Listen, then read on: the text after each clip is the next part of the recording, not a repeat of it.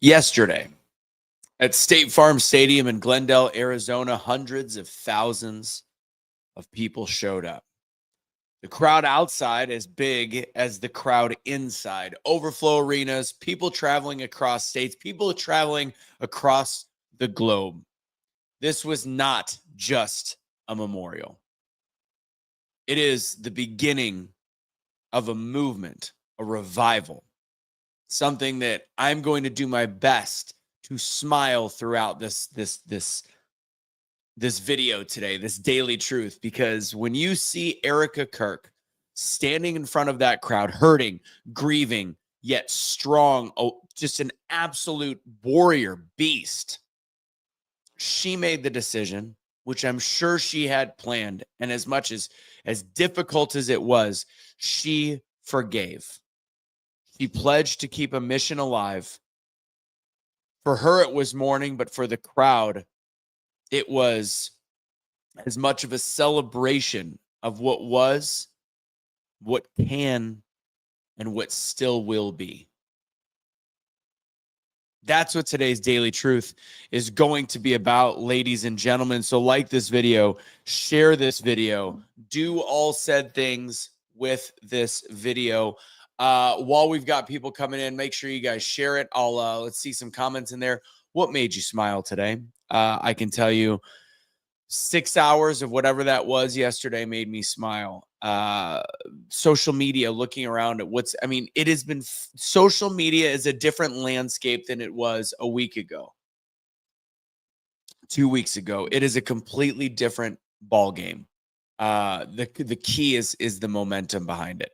If you'd like to see any of the stuff that I do, I will be adding a whole couple other affiliates and just different projects. If you can see Yay Sports this week, once the website is up, I will be sharing the concept behind it, because we'll be doing a little bit of crowdfunding.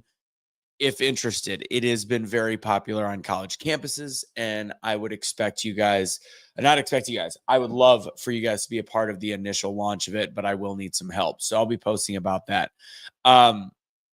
Yeah, I would just want to get into it. Go to @AnthonyMichaelRusso on my Instagram, and you can click in the link in the bio, and you can see all the different stuff that I'm a part of, from Make Wellness to the t-shirts that I do. I will not be doing any Charlie Kirk t-shirts, any of the Freedom t-shirts or anything like that. Maybe something in the future for like a whatever memorial, but right now, if a lot of people are like, well, the Freedom shirts are out, so I bought it from just wait. Buy the shirt from TPUSA. Don't buy it from some knockoff Chinese manufacturer that has, I don't think that Charlie, my guess, I don't think Charlie would care about you wearing his shirt. I think he would care more about supporting American businesses, Christian-owned businesses, TPUSA type stuff. I think that's what would be his mission. I think, just my guess. Patience. But I think a lot is available now at the website, at TPUSA's website. So anyways, let's get into today, because there was a lot of takeaways, and I'm going to get it done in I will be done in less than 10 minutes. So yesterday, hundreds of thousands in attendance. I love that they keep showing that video of that wackadoo girl that's like, this is so great. He died. He's not a martyr. He's not going to matter to anyone. Ha ha ha ha ha ha. And then they cut to the global coming together for Charlie Kirk. And especially yesterday, filling up a football stadium outside, could have filled up a second, maybe even third. They're saying the numbers were close to 250,000 people just in Glendale, not including the fact that there were vigils and watch parties, I guess you can call it, and then viewership all over YouTube and Fox News. And I honestly shouldn't. I don't know if CNN, I don't know if the other stations carried it. It was one of the biggest media requests in the history of anything. They said it was more so than a Super Bowl. There was more media requests. This moment felt like revival. It wasn't just political. It was spiritual. People gathering, people praying. I'm going to have to sneeze at one point. Hold up. Look into the light. Dang it. This moment was so important for us to look at. The way the memorial mixed worship, faith, celebration. It showed that grief can fuel revival. I see your guys' comments. Amazing. God is good. It was an awakening. Couldn't turn it off for sure. I want to skip right away to Erika Kirk. I don't know. I don't know her level of intelligence or how sharp she is in comparison to Charlie. The fact that Charlie said that she was able to challenge him on a daily basis, I think speaks volumes. But that woman, the strength that she has is something that I mean, she carries this feminine side mixed with this side of just utter and complete, and I'm going to say the word like ruthlessness. Like I don't mean it in a bad way. I mean it in a way like, could this be, and I don't know if this is in her interest, but could this be a future president? And we keep talking about Charlie Kirk was supposed to be president. We keep talking about we've never had a female president. Who is it going to be? Could it be her? We've seen the playful side in her, the way she would flirt with Charlie and all these great videos of her as a mom and all these things. But it's interesting. Like Kelly was watching and she goes, she looks like she could be mean. I go, I haven't seen a single video of her ever looking like she had like that mean bone in her body until obviously in the last week. And sometimes you need something to cut you deep in order to become that person. And it's not a bad thing to have the ability to switch it on and off. But I saw that gangster side to her. I was like, that's a bad B word. She's got something in her that's got some fire. And it's not revenge. It's just this sharp side. I had trouble explaining it because I'm trying to say to her, I'm like, something like that changes you. And I think for her, it gave her this other side that, I mean, with Turning Point, what she's going to do, I can't wait to see it. I think it's going to be amazing. And I think Charlie's going to be looking down so incredibly proud, so incredibly amazed at what he's created on top of that, but with Erika and with their children and with the hundreds of thousands of people that are trying to start TPUSA chapters. I also would note that there's a lot of people, the ones that are willing to open their mind and the ones that are willing to listen to reason, that have started watching Charlie Kirk videos at length and going, oops, my bad, not the guy that we thought he was. So in his library, his catalog of videos goes on forever. So I think that there's going to be a lot of education. It's like PragerU. He's going to have, we could be watching Charlie Kirk videos that teach us how to debate, how to have a conversation, how to talk about the Bible and mix it in with trying to warmly bring people to the side of faith. So watching Erika through this, she's not just grieving. She's stepping in, she's leading, and she's in a matter of 2 weeks, she's carrying, and her words were just unreal.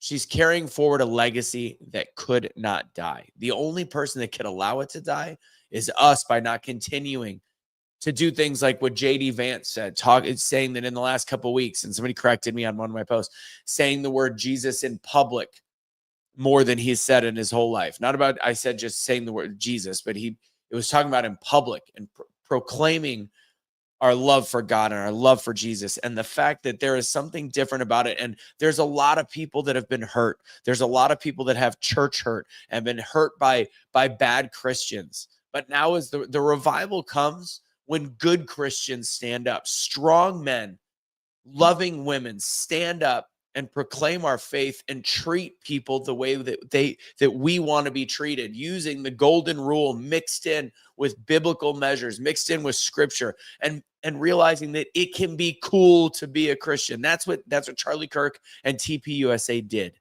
She's showing us that pain doesn't have to paralyze, but it can propel us. It is the true nature of progressivism.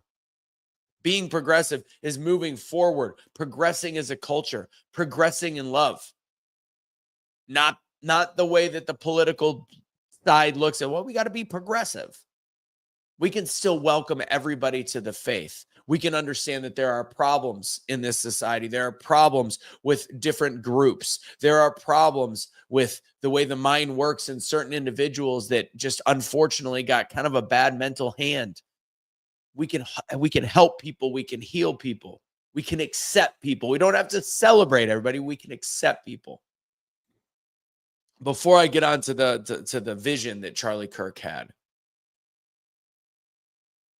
there was a moment at the end, and as you know, I'm very observant. I always joke it's like the MC thing in me, but you know, Trump's speech was I really enjoyed it. It was there's parts where I'm like, okay, this isn't a campaign speech, Trump, but then there was some really powerful points just that were amazing that he talked about Charlie.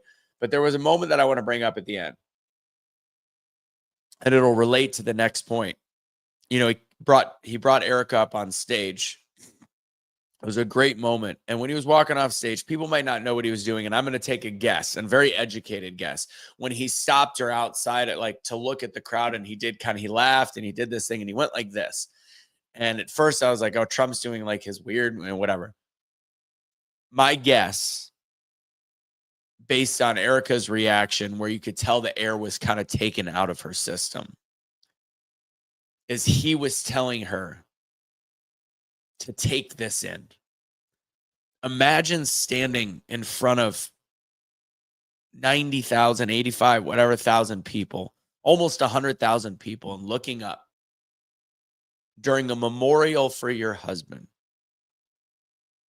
that had just gotten assassinated in a way that we have not seen in decades. Looking up and realizing the man that you helped become the man that he was the day that he died had created this. The love for him was that high. The love that he wanted to move forward with God, the love for Jesus, our country, and her husband, in that moment was just cheering them. And I guarantee you, with almost a shadow of a doubt, that he told her to take it in. She's going to hold that moment. That moment's going to inspire her for the rest of her life. I've been in front of crowds, and I know the power of a crowd.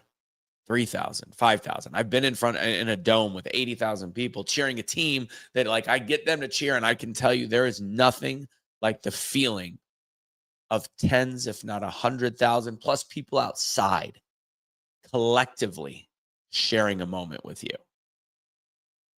She's going to take that with her, which takes me to my next point. I think it was the CEO of TPUSA talked about a text from Charlie. He was at some event, and Charlie showed this arena full, and this is so prophetic. And he goes, and I think Charlie was talking about AmFest, I believe, and he goes, "This is my vision." And it was a photo of a packed football arena with about 100,000 people in it. And what's wild is his vision came to fruition in his death. This is the starting point of Charlie Kirk's legacy. It was as if